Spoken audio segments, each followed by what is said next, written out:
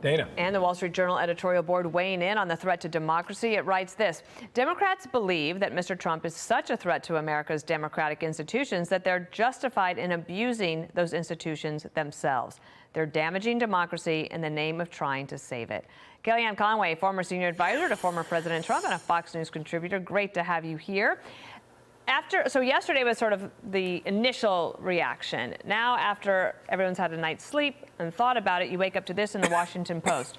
Should courts throw Mr. Trump off the ballot? Not so fast. What's to stop a Republican politician from seeking to bar his Democratic opponent because the opponent attended Black Lives Matter protests, claiming that those protests, some of them nominally in service of abolishing the police, qualify as insurrection? And that's the Washington Post. And I feel like this is where the national consensus for the legal community, even more responsible people in the media, saying this is not the way to go. But how do you see it? That's right, Dana, because basically the clause has been applied once a century to public officers, and this would be, I guess, one of the first times in this century. And where will it stop? And I think the better analogy, even from the border, or even in a Black Lives Matter protest, is the unfreezing of billions of dollars in assets that Joe Biden did and gave back to Iran. Why? Because everybody's focused on the first part of that clause that talks about rebellion and insurrection. The last 9 words, and I quote, are, or given aid or comfort to the enemies thereof, meaning of this nation. You unfreeze assets and give them to Iran. You have given aid and comfort, but clearly aid to the enemies thereof. So I'd be very careful in interpreting loose language as pundits on television when the judicial system will decide and the highest court will decide.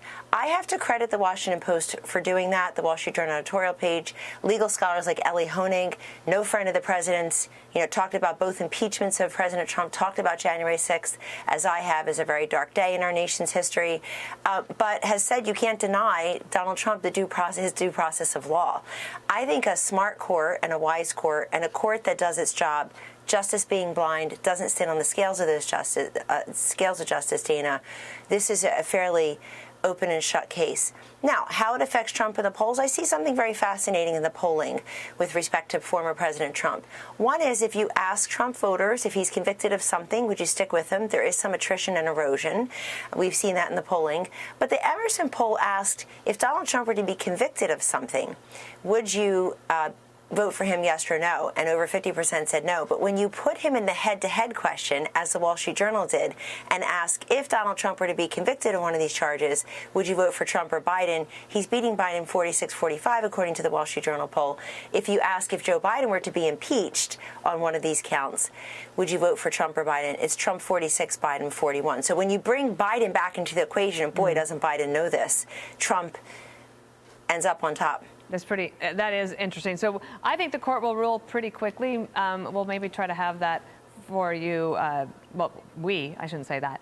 They should probably have that for America, maybe even before the end of this year. I think if they decide to act decisively and get this off the table. We have 1 minute left. I wanted to ask you about the latest Quinnipiac poll. President Trump still at a 67% high for the Republican presidential primary. This is nationwide. But Haley in this poll had her best number yet at 11%, still tied with DeSantis. I mean, Trump's lead is so commanding, and yet here we are. We're waiting to see what's going to happen in Iowa and New Hampshire, even South Carolina, Nevada, and Super Tuesday. Your take on the latest polls as we try to wrap up this week. Sure. Well, obviously, Dana, the former president, is in a dominant position. I think he pivoted to a general election strategy in his words and deeds a while ago. He's taking on Joe Biden. He's trying to compare their 2 presidential records and make you, as the voter, decide which life you want to have with Trump or with Biden as president and their policies. But I'll say this. I like a competition. I've been very critical of when the Republican Party clears the field for anyone. I think this country was founded on competition and free market principles, and we should allow that in our electoral system. The Republican presidential candidates, Dana, not named Trump, have had a lot of girth to make their case to the Republican primary electorate, which includes a lot of independents in some states where they can qualify. You hosted a wonderful debate. Fox News has hosted 2 of those debates. There's been 2 others. And the fact is, those people on the stage had ample time without Donald Trump there to steal the spotlight, to make their case, and they're at 11%. I think the Nikki Haley story is really the way she's been able to push back Ron DeSantis and try to claw her way to be the alternative to Trump. The calendar, the race is against it. The race again is really against the clock as well as Trump. But that's why we'll be in Iowa. We'll be in New Hampshire. We'll see what the voters of the states have to say. I think the big test for Haley is her state of South Carolina. She was the governor there. If Trump really beats her there, then it's lights out. I think the Trump campaign believes they can wrap this up by March 19th, which would put them 2 months ahead of schedule from 2016 when he clinched closer to May 7th. Yeah, and a chance to pivot even more strongly to the general election. But before we go to Iowa and New Hampshire, we'll all be gathering around the Christmas tree. I want to wish you a very Merry Christmas, Kellyanne. Thank you.